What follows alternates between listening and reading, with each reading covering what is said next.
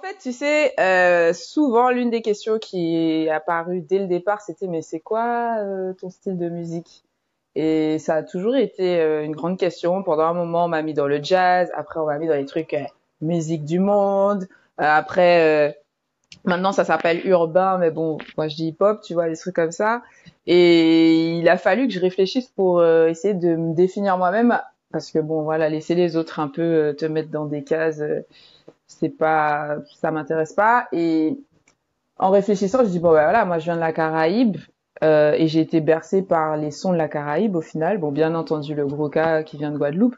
Mais après, tout ce qu'il y a autour, tout ce qui est salsa, reggae, calypso, soca, tout ce que tu veux. Et pour moi, le hip-hop aussi vient de la Caraïbe d'une certaine manière, tu vois. C'est, en tout cas, quand tu regardes l'histoire à New York ou quoi, c'est beaucoup les Caribéens avec les sons de système et compagnie. Ouais, Jamaïque. Et la Jamaïque et tout ça, tu vois. Donc, pour moi, c'est hyper lié. Donc, voilà, c'est pour ça Caraïbe et futur, parce que je me dis, ouais, on a un côté un peu futuriste, afro-futuriste, même si, je le répète souvent, mais pour moi, le temps, c'est pas quelque chose de linéaire. Donc, le futur, ça peut être le passé, le présent et, c'est ça, passé, présent, futur. Ouais, c'est pas une ligne, c'est circulaire. Donc, moi, ce que je fais, par exemple, quand je reprends des thèmes, il y a un morceau qui s'appelle Louange sur l'album, où c'est Franz Broussillon qui chante. Non mais je suis obligé de te couper là. Les questions, elles sont là. Tu devances les questions. Non mais attends, mais j'explique juste pourquoi je suis Carib Future Sound. Il faut que j'illustre mon propos. Eh ben, certains vont penser que c'est le passé, mais pour moi c'est le présent. C'est quelque chose qui est sorti il y a pas. Enfin, il est toujours vivant ce monsieur. Il s'appelle Franz Broussillon. Il vient du groupe Candida. Et c'est un album qu'ils ont sorti il y a pas si longtemps que ça.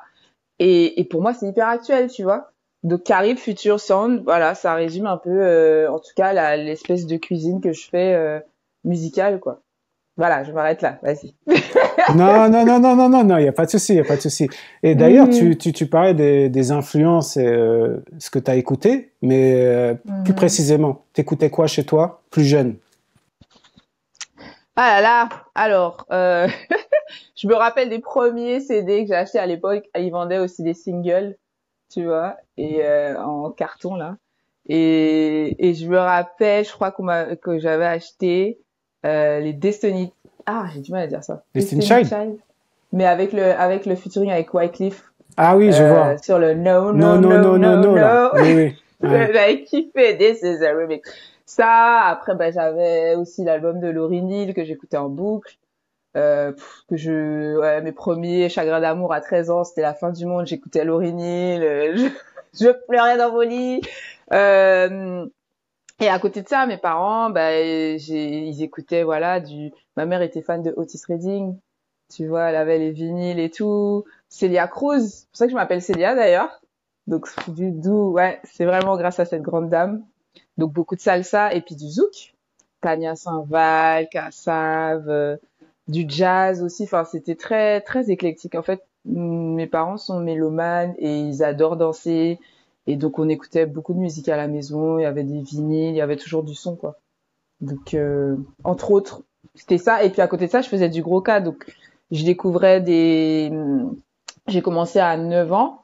Ouais, par là.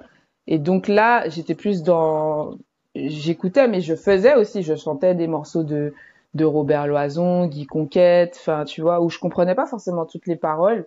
Mais voilà, j'étais dans un bain, dans une immersion où j'avais tout ça qui se mélangeait et qui cohabitait de façon naturelle, quoi.